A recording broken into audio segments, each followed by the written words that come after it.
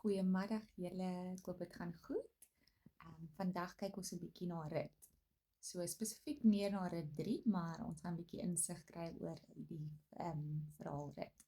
So rit is 'n narrative. Dit is 'n Hebreëse verhaal in die Ou Testament. So 'n narrative is 'n storie wat ons meer vertel oor God se hand, hoe God werk in die mense se lewens en hoe God werk in algeheel in die wêreld. So soos enige boek in die Bybel, dit is nie 'n boek op sy eie nie. Dit vorm deel van 'n storie. Dit vorm deel van die groter prentjie, van die groter plot. Wat is die doel gewees van die hele Bybel? Die einddoel van die hele Bybel was om ons meer te vertel van die Heilige Gees van God en ons nou ultimate dan nou Jesus. So ons gaan ook dan nou kyk hoe Rut in daai prentjie inpas. So eerste gaan ons kyk na die karakters in hierdie storie. So ons het vir Naomi, so daai tyd het ons nou, was dit nou Naomi gewees, Naomi en Naomi se man het in Bethlehem gebly. So daai tyd was daar 'n groot droogte gewees in Bethlehem. So hulle wou wegtrek van die famine af, toe gaan hulle na Moab toe. In Moab het hulle nou 'n hele lang tyd gelewe. So Naomi se twee seuns het toe twee Moabites getrou en nadat hulle nou getroud is en nadat Naomi se man en haar kinders toe nou oorlede is, besluit sy nou, sy het gehoor dat die droogte en die famine is verby in Bethlehem en sy gaan nou terugtrek. Want ons moet verstaan, daai tyd is nie soos nou nie. Daai tyd moes vrouens, was baie afhanklik van die mans, die kultuur het nie dit toegelaat eintlik, daar was nie geleenthede vir die vrouens om vir hulself te voorsien nie. So jy moes maar nou getrou het en sy was 'n bietjie te oud om te trou, so sy moes teruggaan na haar familie toe en op 'n manier dan vir haarself voorsien. Maar Naomi en haar skoonsister was nog lekker jonk gewees en hulle kon toe nou agterbly en nog iemand trou daar, want hulle mense, hulle bly in Moabite, die Moabites is rondom hulle kan daar vir hulle 'n nuwe man kry. So sê Naomi, bly julle en bly by julle mense, ek gaan nou terug na Bethlehem toe. En Naomi sê nee, sy gaan nie, sy gaan saam, sy wil saam gaan Bethlehem toe. En om dit te verstaan, dit is 'n groot opoffering, want soos ek nou genoem het, sy is nog jonk. Sy kan weer trou. Maar wat nou gebeur is, sy offer half dit op om nou saam met Naomi te gaan, Naomi te help en vir Naomi te voorsien. In Bethlehem gaan sy 'n buitelander wees, sy's 'n foreigner, sy gaan nie aanvaar word so maklik nie, sy het 'n ander geloof, maar hier sê Rut, dat sy sal saamgaan en dat Naomi se God sal haar God wees. So hier sien ons hoe Rut haar hart gee vir die Here ook. So Rut is 'n wonderlike vrou. Jy kan sien van die begin af haar regte godly character. Daar is nie baie mense wat hulle noem in die Bybel, vrouens wat hulle noem righteous, virtuous, noble women nie, soos 'n Proverbs 31 woman. Dit is daai wat mense regtig wil wees, daai vrou wat jy regtig wil wees. Maar sy word beskryf as 'n virtuous woman, wat pragtig is. Maar nou ja, so Rut is nou daar. Sy gaan elke dag, so die wonderlike ding daai tyd was dat God se wet vir die Israeliete het voorsiening gemaak vir arme mense, veral vir foreigners, vir widows wat nie vir hulself kon kos in die hande kry nie. So hoe dit gewerk het is dat as jy 'n land besit het, dan het jy nou gaan stroop en jy het nou jou harvest gedoen, dan al die kos wat agtergebly het, mag jy nie, soos wat nou afgeval het, die oorskiet sal ek nou sê, soos wat jy nou stroop, dan val van die graan val nou uit of so, jy mag nie dit optel, jy moet dit daar agter los, dan nou vir die armes, wat dan nou kan kom en vir hulle kos bymekaar maak. So dit was 'n wet van God gewees. En so, die derde karakter, Boas, almal het nie dit toegepas nie. En Boas was 'n wonderlike man van God en hy het dit toegepas en hy het toe vir haar toegelaat en vir haar 'n bietjie agtergelos dat sy ook vir haarself kon kos bymekaar kom, omdat sy gehoor het wat 'n wonderlike vrou sy is en wat 'n opoffering sy gemaak het vir Naomi. So dit was 'n groot ding gewees wat sy gedoen het, want jy sien regtig daai sacrificial love wat sy haar lewe een kant toe gestoot het, want sy het nie geweet as sy ooit weer 'n man gaan kry nie, want sy's 'n regte foreigner en daai tyd is dit 'n hele ander tipe wêreld gewees as wat dit nou is. Maar sy het dit gedoen en jy kan sien hoe sy elke liewe dag hard gewerk het. Die mense rondom haar, die mans rondom haar het gesien hoe sy werk, so sy het aandag getrek. Maar op 'n goeie manier. Sy was nie flirterig nie, sy was nie geselserig nie, sy het gegaan, sy het haar kop reguit gehou en sy het gewerk. Dit baie mense het opgekyk na haar in daai manier van die manier hoe sy dinge gedoen het, die opofferings wat sy gemaak het, die manier hoe sy haarself gedra het, die manier hoe sy haarself betoon het. So nou 'n rit voorsien nou vir Naomi.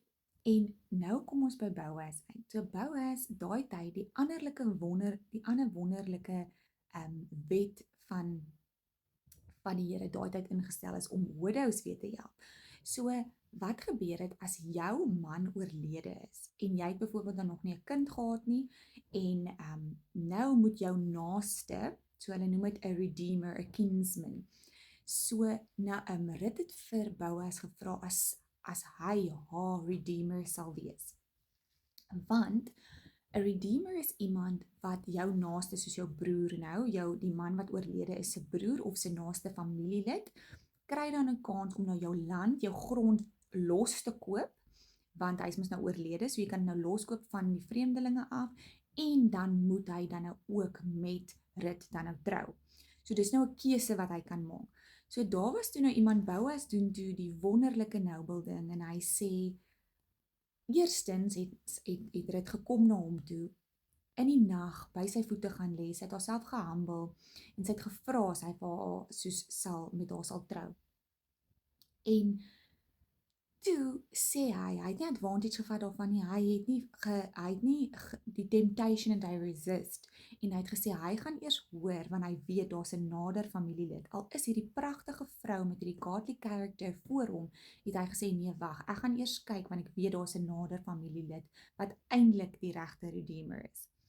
En so gaan hy toe die volgende dag, en hy sorteer die situasie uit, en die man sê toe, hy wil nie, want hy wil nie met 'n Moabite trou nie. Maar so het hy nie gesien wat in haar was anyway nie. So, die surprise lê dat Boas het toe die lotto gewen, sal ek nou sê. Boas het die wonderlike vrou gekry. Maar, so hierdie is nou net die prentjie wat afgespeel het. En so is hierdie twee arm vrouens wat alleen was, wat arm was, wat nie 'n familie gehad het nie, in hierdie vreemde land, wat teruggekom het nou na Bethlehem toe. En so het hulle nou 'n familie, hulle het 'n familie gekry, en hulle het 'n redeemer gekry, daar's iemand wat hulle voorsien, hulle het land, en hulle kan nou voortgaan met hulle lewe. So, in hierdie storie moet jy 'n paar keer lees, om regtig hierdie kleiner, beautiful dinge raak te sien. Hoe Naomi eers baie bitter was, sy het gesê, moenie my Naomi noem nie. Ek is bitter, die Here het my verlaat, die Here het my gestraf, sê sy. So ons sien hier hoe iemand wat bitter is, wat voel jy's in 'n donker gat, wat jy voel die Here is net stil, sien ons God se hand werk in Naomi se lewe. Ons sien hoe die pragtige vrou van God Rut, wat haar hart vir die Here gee en net die regte ding doen. Baie keer voel ons, maar ek doen die regte ding, ek doen die regte ding, ek doen die regte ding, maar God rewards the godly character, and God will reward your faith. En so ons sien dit hier ook, en ek sien hierdie kamera beweeg lekker, is nou my foon is stikkend. Anyway, so, en ons sien hoe God dan nou vir Boas ook reward. So die kindness wat Rut getoon het teenoor Naomi, en wat Boas weer getoon het teenoor Rut, is wonderlik. So ons sien daai kindness, ons sien hoe God se kindness teenoor hulle, en hy hulle nie verlaat het in dit alles nie. So nou om te kyk, hoe pas hierdie storie in die hele Bybel in? Wat is hierdie doel eintlik? Hoekom is hierdie storie in die Bybel geplaas? Behalwe om te sien hoe God werk wanneer jy nie dink hy werk nie, om te sien hoe God agter die skerms werk, om te sien dat in hierdie donker gat, it is in a hopeless situation. So hierdie storie gee vir ons hoop, en dit is 'n mooi storie. Maar behalwe dit, so na alles vloei mos nou so voor Rut is daar Judges. Nou Judges eindig met die deel van die Israeliete kort 'n koning. So Judges was 'n moeilike tyd geweest, dis 'n moeilike tyd in die Bybel vir die mense. Hulle het swaar gekry, die mense was baie goddeloos, en hier sê hulle kort 'n koning. En hier kry ons vir Rut. En nou sien ons oor hoe God 'n groot prentjie het. So jy dink dat hierdie klein dinge van alledaags werk toe gaan, van die dinge wat jy doen, van die goed wat jy sê, van die mense rondom jou, die persoon met wie jy trou, wat ook al, dalk nie saak maak nie. Maar al hierdie goed het 'n impak op jou lewe en generasies wat kom. So niemand het daai tyd geweet. Naomi Rut het nie geweet dat Rut gaan die great grandmother wees van koning Dawid nie.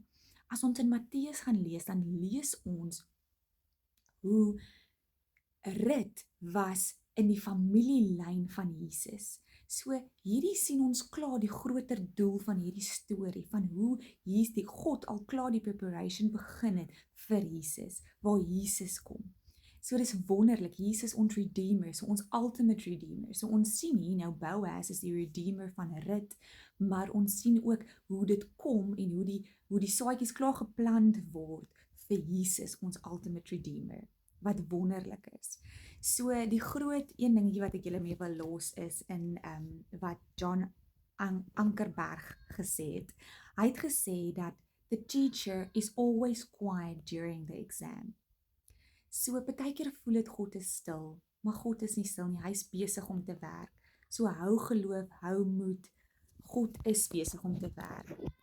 En dan die ander ding wat ek ook net wil sê is dat ek hoop hierdie storie inspireer jou om kind te wees, inspireer jou om sacrificial love te toon vir jou neighbor, vir daar het Naomi als opgeoffer vir haar skoonma, wat sy nie hoef te gedoen het nie. Sy het nie geweet hoe God haar gaan reward nie, maar sy het dit gedoen en so het God haar reward. Julle moet 'n beautiful dag hê.